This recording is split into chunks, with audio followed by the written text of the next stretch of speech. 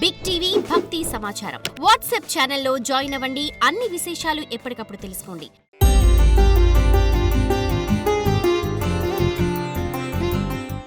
నమస్కారం.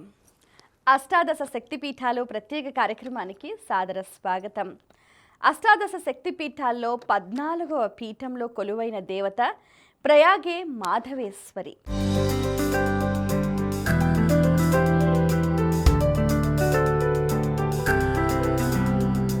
సతీదేవి దేహాంగాలలో ఒక భాగం ఈ ప్రాంతంలో పడినందున ఆ ప్రదేశమంతా శక్తి పీఠంగా వెలసింది.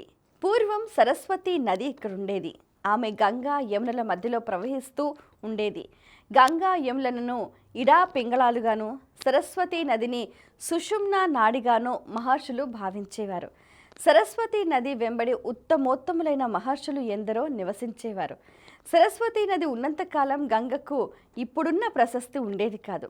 కానీ గంగా యమున సరస్వతులు మూడూ కలిసిన త్రివేణి సంగమ క్షేత్రాన్ని మహర్షులందరూ ఉత్తమోత్తమ క్షేత్రంగా భావించేవారు.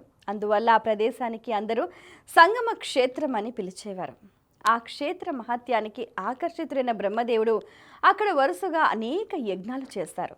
ప్రజాపతి యాగాలు చేసిన స్థానం కనుక ఆ క్షేత్రానికే ప్రయాగ క్షేత్రం అని పేరొచ్చింది. యాగ అంటే గొప్ప అని, ప్రజాపతి అని రెండు అర్థాలున్నాయి. గొప్ప యాగాలు జరిగిన చోట కనుక, ప్రజాపతి యాగాలు చేసిన చోటు కనుక అది ప్రయాగ క్షేత్రమైంది.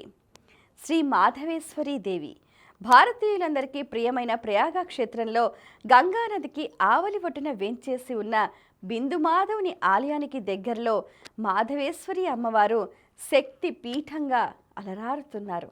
ఆ తల్లి కరుణా కటాక్ష వీక్షణాలు ప్రతి ఒక్కరిపై ఉండాలని మనస్ఫూర్తిగా ఆకాంక్షిస్తూ సెలవు.